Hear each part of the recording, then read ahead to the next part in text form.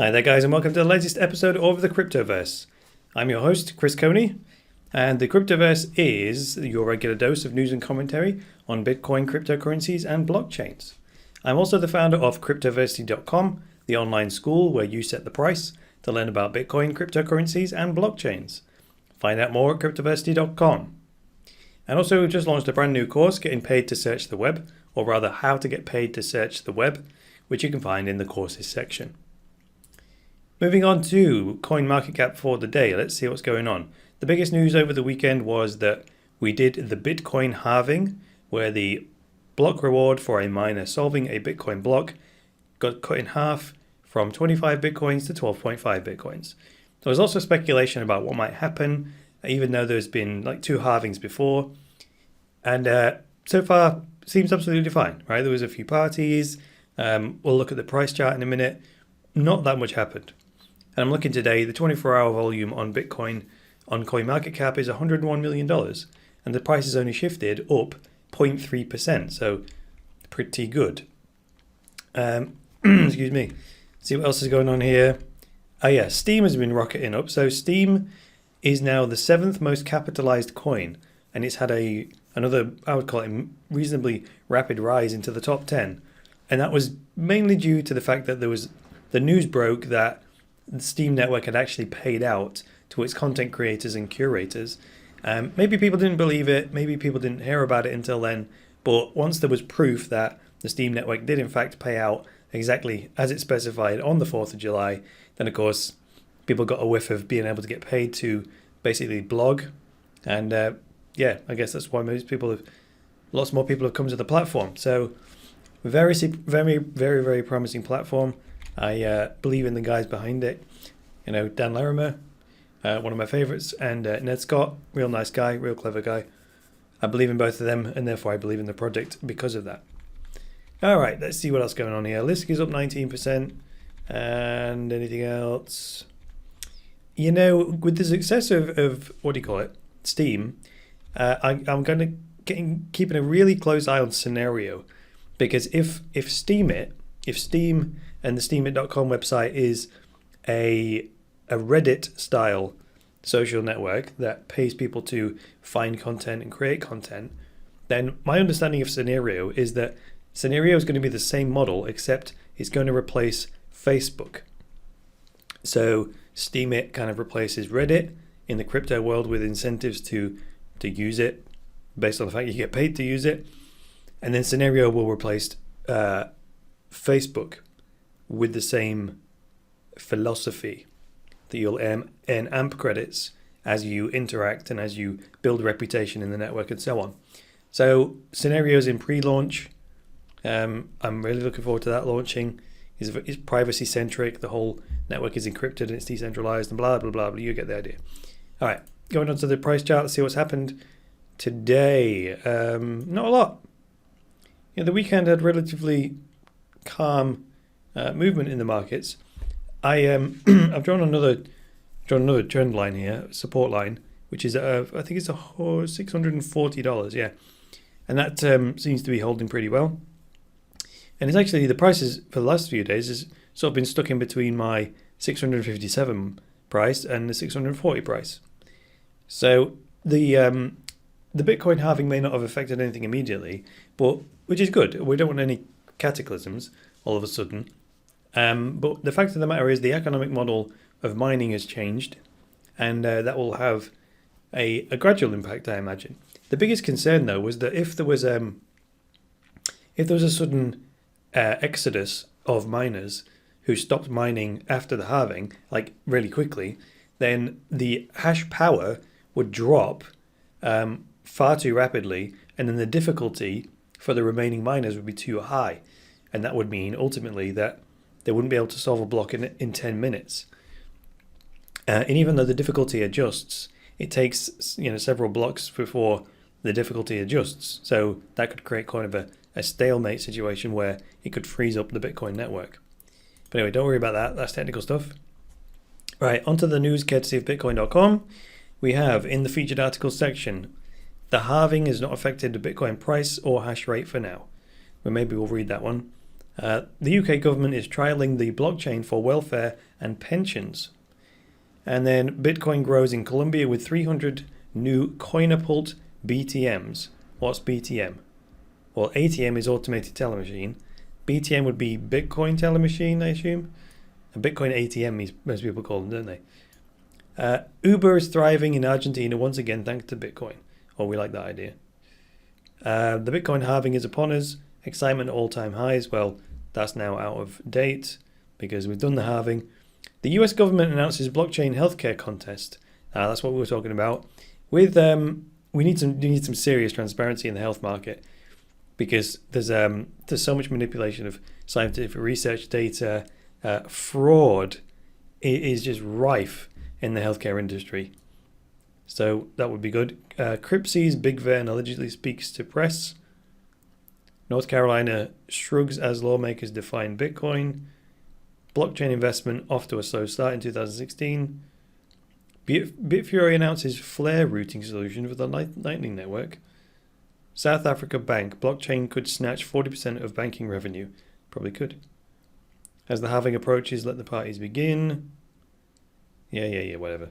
Right, let's look at the see how many, which is the most popular article here.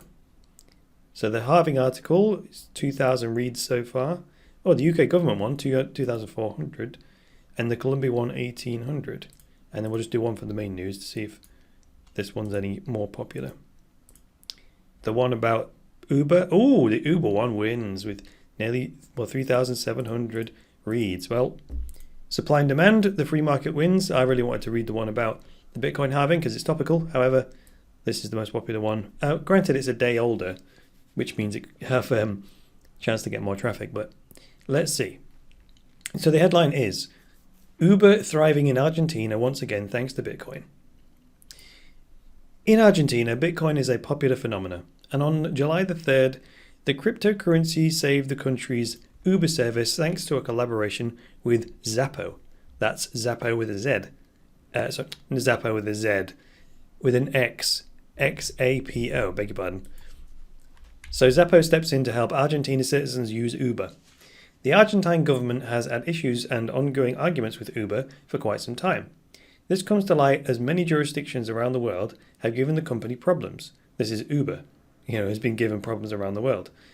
Now, in the city of Buenos Aires, the local officials gave instructions to credit card companies to stop associating with the company's operations.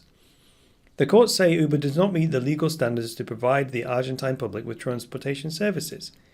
With the Argentine authorities trying to blockade the company's app and credit card services, the business was left with little resources.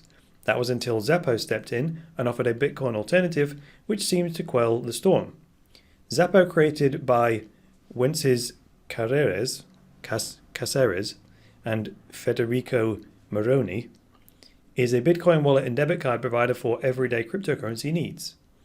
Xapo's Bitcoin-based debit card, Xapo's Bitcoin-based debit card, fortunately, does not operate locally and therefore was unable to be blocked in Argentina.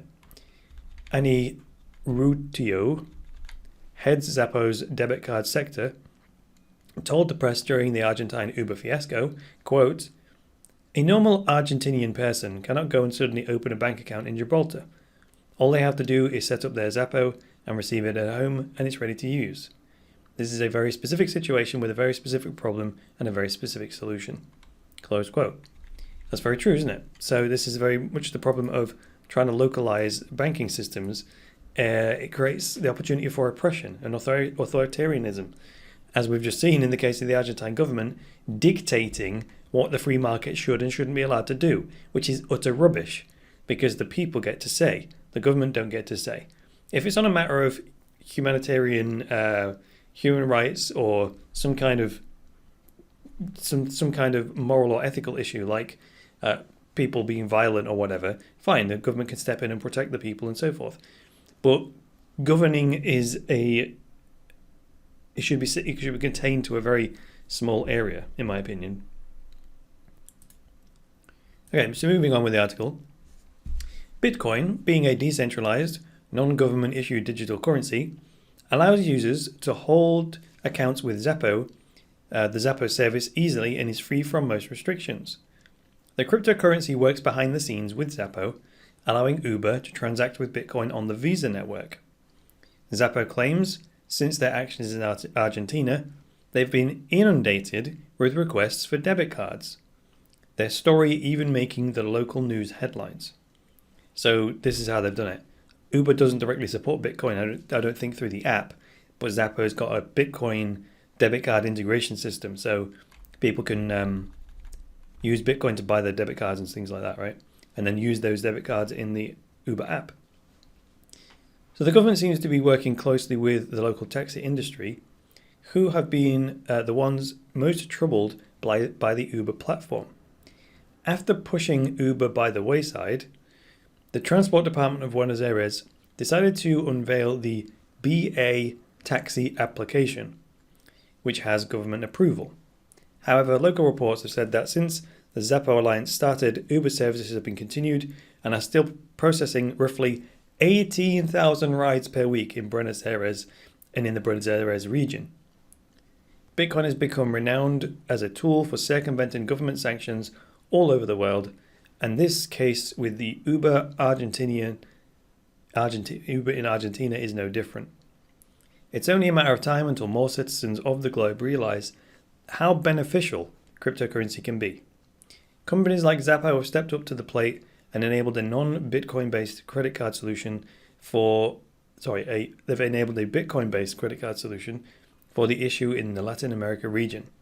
The peer-to-peer decentralized currency continues to show the world it cannot be stopped and will disrupt authorities' totalitarian control, whether it is used because of its censorship-resistant properties. Yes. I was going to say something about that, but I carried on reading. In this case, it says here that Bitcoin has become renowned for circumventing government sanctions all over the world. Now, you could take that one of two ways. One, you could say like people use it to get around the law, and if that was people doing illicit things like paying for child pornography or illicit drugs or something like that, well, you know my stance on that, but child pornography, human trafficking, this kind of thing, stuff that's against morals, ethics, and human rights, there's a reason why that's illegal, right? And then to try and worm around the government's laws on that kind of thing, then that would be a bad use of Bitcoin, right? However, on the flip side, when the government is being blatantly boneheaded, like trying to block the free market for something completely innocent, like getting a ride, then they've got absolutely no justification, morally or ethically, why they should be allowed to block that. So, yes, this is when Bitcoin's ability to circumvent the law, if you like, is a good thing.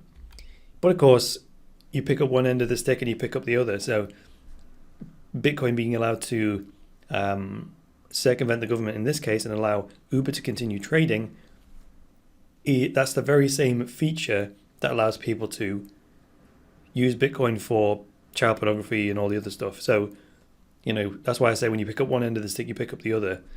You can't have one without the other, right? So, but attacking Bitcoin isn't the solution to preventing child pornography. You're going to have to attack that from a different angle. You can't attack it through the payment system because you'll take down, like I said the other day, you'll take down the 99% of legitimate uses to stop the 1%, and that just makes no sense whatsoever. All right, let's see if anyone's commented. Just one person has commented. I want to see if this spurs extra Bitcoin adoption in Argentina. Hope Xapo will release details of how many are using its cards for this purpose. The thing is, though, let me think of this, right? How does this system work? Because Uber, you have to enter a debit card in the app, and then it charges that debit card for the ride. So that's kind of working backwards. That's ultimately the way you end up. Working back from that, how did he get the debit card in the first place? Well, you buy it from Xapo with Bitcoin. So then that means an Argentine person has to have some Bitcoin, right, in order to buy the debit card off Xapo. So that must mean that people are exchanging their local Argentine currency for Bitcoin, then they're turning the Bitcoin into a debit card, and then they're using the debit card to pay for the Uber ride. Okay, I think I got it. So there's a point of weakness. If the Argentine government really wanted to counter this, they could just go after the Bitcoin exchanges in Argentina, right? Or it would be in Argentina. So I'm assuming there's a Bitcoin exchange in Argentina that takes the Argentine currency and gives Bitcoin in exchange, right? So they could do the same trick that I've just pulled here, which is to tell banks and credit card companies not to work with Bitcoin exchanges. However, what would happen then is the same thing. So an exchange outside of Argentina could decide to accept Argentine currency in exchange for Bitcoin, and that kind of works around it.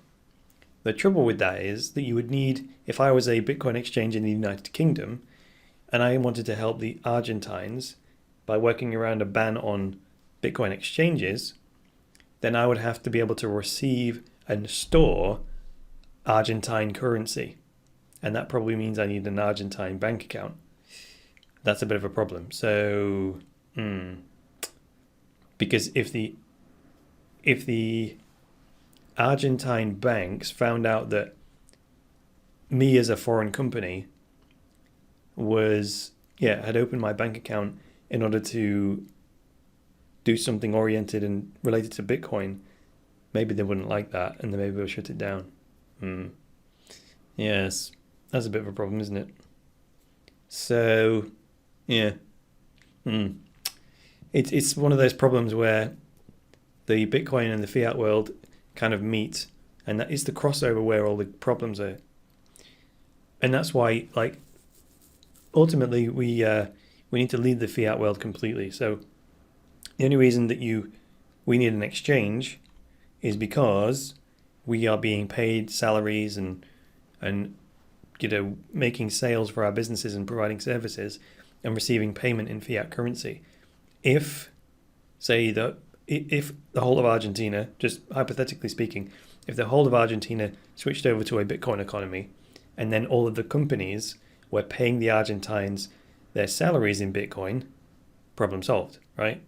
Then that's completely outside the banking and the government system. And they couldn't do anything to prevent people using the Uber app, right? Even if Uber didn't accept Bitcoin, you could still do the Xapo thing. But then ultimately, if Uber moved over to Bitcoin as well, then people would be paid in Bitcoin and they would spend the Bitcoin on Uber, and there we go. That's the ideal world, right? But at the minute, we've got being paid in fiat, spending in fiat, and it's the spending in fiat that's been stifled by the Argentine government.